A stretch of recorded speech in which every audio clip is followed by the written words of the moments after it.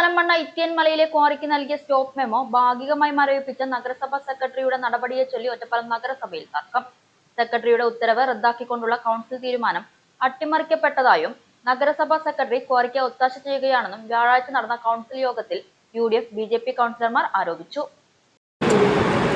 അവിടെ മണ്ണിടിച്ച് തുടങ്ങിയിട്ടുള്ള പ്രശ്നങ്ങൾ, മഴ പെയ്താൽ അത് കുത്തിയൊലിച്ചപ്പെട്ടവർക്കുള്ള സ്കൂൾ ഉൾപ്പെടെ അപകടാവസ്ഥയിലാകുന്ന പ്രശ്നം സൂചിപ്പിച്ചു.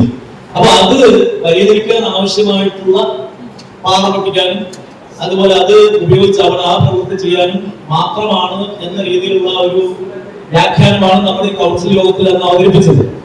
അതുപോലും പാടില്ല എന്ന നിലപാടാണ് കൗൺസിൽ ഏകകണ്ഠമായിട്ട് എടുത്തത്.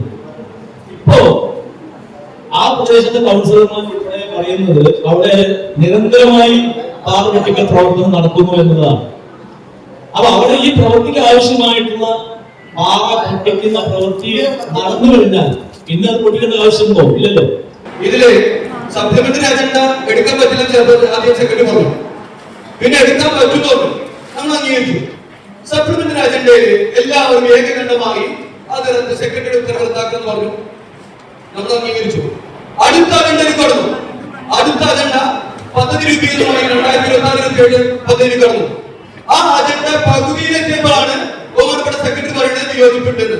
നിയമപരമാണെങ്കിൽ ആ അജണ്ടയിൽ ചർച്ച ചെയ്ത നിലനിൽക്കോ? ആ അജണ്ടയിൽ പറയാത്ത കാര്യം നിലനിൽക്കോ? ആ അജണ്ടയിൽ പറയാത്ത കാര്യം നിലനിൽക്കോ? നിയമപരമാണെങ്കിൽ അപ്പത്തിന് പറഞ്ഞിട്ടില്ല.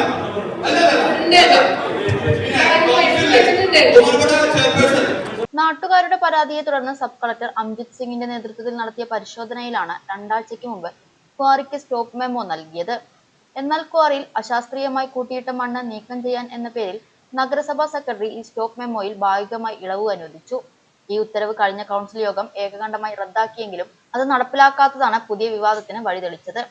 കൗൺസിൽ തീരുമാനത്തിൽ രേഖാമൂലം വിയോജിപ്പ് രേഖപ്പെടുത്തിയ സെക്രട്ടറി വിഷയം സർക്കാരിന്റെ തീരുമാനത്തിനായി അയച്ചിരിക്കുകയാണെന്ന് വ്യക്തമാക്കി.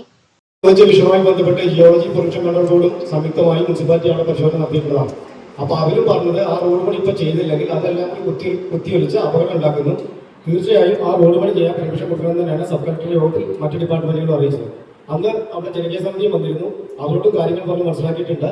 ഈ 15 ദിവസം സമയപരിധി കഴിഞ്ഞാൽ സർക്കാരിൽ നിന്ന് എന്താണോ തീരുമാനം വരുന്ന ആ തീരുമാനമോ അതല്ല എങ്കിൽ കൗൺസിൽ തീരുമാനം നടപ്പിലാക്കുന്നതാണ്.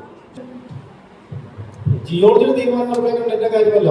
ഞാൻ കൊടുത്ത ഉത്തരവിൽ സബ് കളക്ടർ മീറ്റിംഗ് വിളിച്ചു. താങ്കൾ എന്തുകൊണ്ടാണ് ഈ ഉത്തരവ് കൊടുത്തത് ചോദിച്ചു. അപ്പോൾ ഞാൻ കൃത്യമായി പറഞ്ഞു, ഇന്ന കാരണം കൊണ്ടാണ് അപകടം ഉണ്ടാവും എന്ന് കരുതിയിട്ടാണ് ഉത്തരവ് കൊടുത്തത്. അതല്ലെങ്കിൽ ആ അപകടത്തിന് നഷ്ടപരിഹാരം ഞാൻ കൊടുക്കേണ്ടി വരും വ്യക്തിപരമായിട്ട്.